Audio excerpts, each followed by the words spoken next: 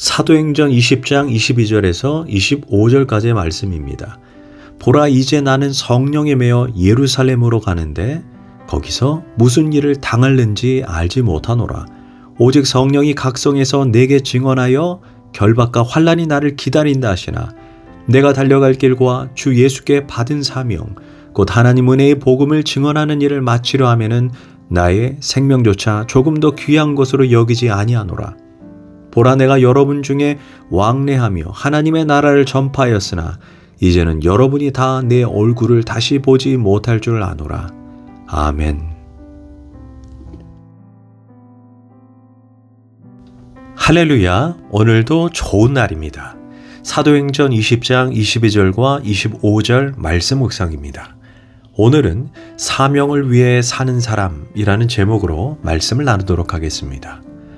오늘 본문은 바울의 사명을 말해줍니다. 사명은 한자로 심부름 사자의 목숨 명자입니다. 즉 심부름을 받은 목숨이라는 것입니다. 누구에게? 하나님께로부터 어떤 일을 하도록 심부름을 받은 목숨이 사명자입니다. 심부름을 받은 사람은 자기가 사고 싶은 물건을 사는 사람이 아닙니다. 심부름을 시킨 분, 즉 주인이 원하는 물건을 사는 사람이 사명자입니다. 하나님께서 귀하게 사용하셨던 케네스 해긴 목사님은 이런 말을 한 적이 있습니다. 대부분 주의 종들과 하나님의 사람들이 하나님의 완벽한 계획 가운데 있기보다 단순히 하나님이 허락하신 계획 가운데 머문다는 것입니다. 하나님의 완벽한 계획이란 무엇입니까? 하나님께서 우리를 이 세상에 보내셨을 때 내가 감당하지 않으면 안 되는 하나님의 심부름, 하나님의 일, 하나님의 사명을 의미합니다. 그것을 내가 명확히 깨닫고 하나님의 일을 감당하는 사람을 향해 하나님의 완벽한 계획 가운데 있다고 말합니다.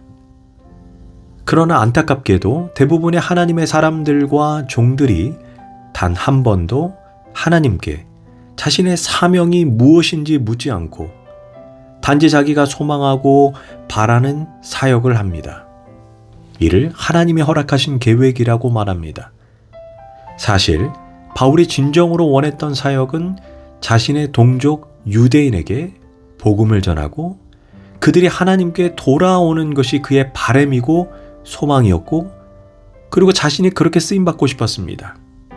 그래서 로마서 9장 3절에서 바울이 이런 진실한 고백을 합니다. 나의 형제를 위해 내 자신이 저주를 받아 그리스도에게 끊어질지라도 원하는 바로다. 그러나 바울이 성령의 인도하심 가운데 자신의 소망과 바람, 그것과 다르게 자신의 사명이 이방인들에게 있다는 것을 깨닫게 됩니다. 만약 바울이 끝까지 나는 동족 유대인들에게 복음을 전하는 것, 즉 하나님의 허락하신 계획을 고집했다면 적어도 바울은 전 세계 복음의 기초를 놓는 사람은 되지 못했을 것입니다. 고로 우리는 하나님이 허락하신 계획이 아닌 하나님의 완벽한 계획 가운데 머물러야 합니다.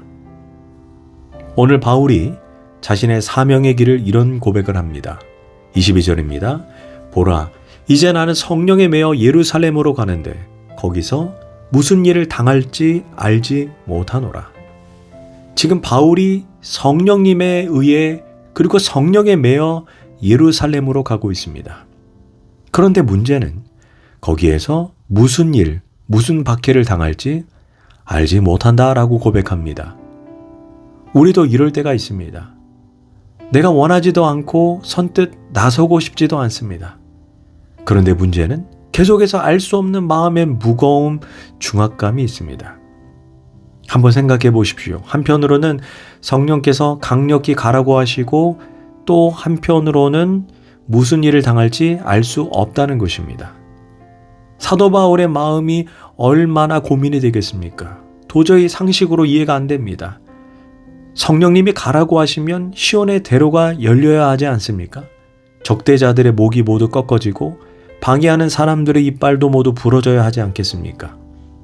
그런데 그게 아니라는 거예요. 알 수 없는 박해가 있고 무슨 일이 일어날지 나는 도저히 모르겠다는 것입니다. 고로 내 머리와 내 이성으로는 가고 싶지 않다는 것입니다. 하지만 바울은 지금 성령의 매임을 받아 예루살렘으로 갈 수밖에 없다는 것입니다. 때때로 이것이 하나님의 완벽한 계획일 수도 있습니다. 또 중요한 것이 있습니다. 성령에 매여 예루살렘으로 가는데 도통 무슨 일을 당할지 나는 모르겠다는 것입니다. 사실 성령 충만했으면 무슨 일을 만나게 될지 알아야 될 것이 아니겠습니까? 그러나 여기서 우리는 잊지 말아야 합니다. 성령님은 점치는 영이 아닙니다.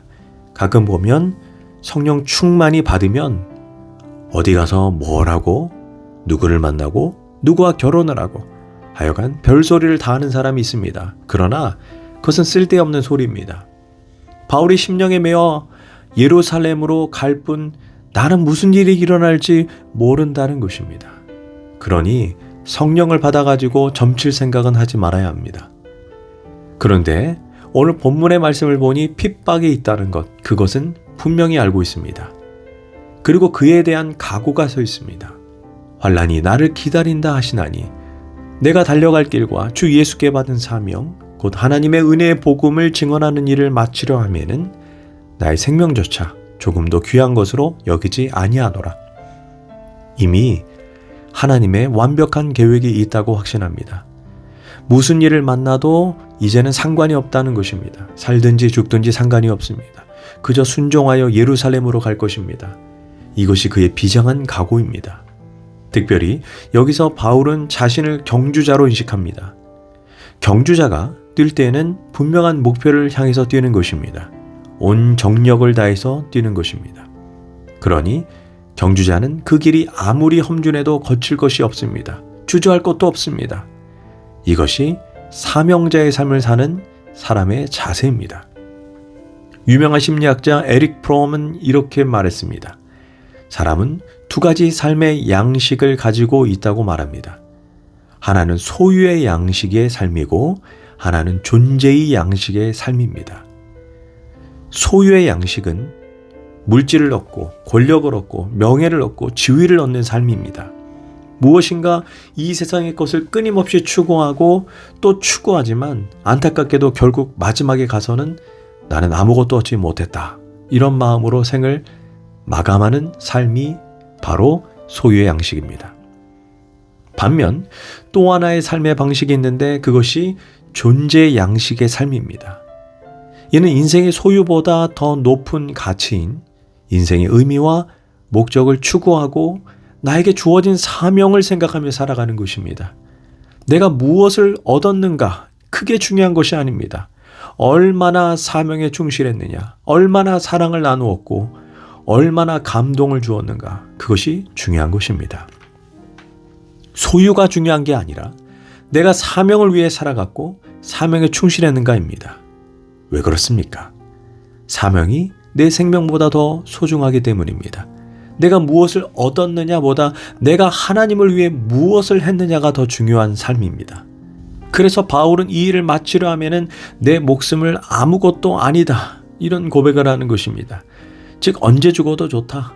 주 예수께 받은 사명, 하나님의 은혜의 복음을 증거하기 위해 내가 세상에 태어났으니 이 일만 성취하면 언제 죽어도 좋다는 것입니다.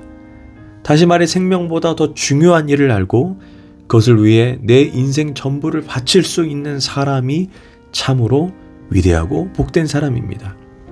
그래서 바울은 빌립보서 2장 17절과 18절에서 내가 나를 전제로 들을지라도 기뻐하겠다 이렇게 고백합니다. 여기에서 전제란 스펜도로 자신의 피를 쏟아 붓는다는 의미로 순교를 의미합니다. 내가 그 사명을 위해 살고 죽고 평안하고 평안하지 않고는 아무 상관이 없습니다.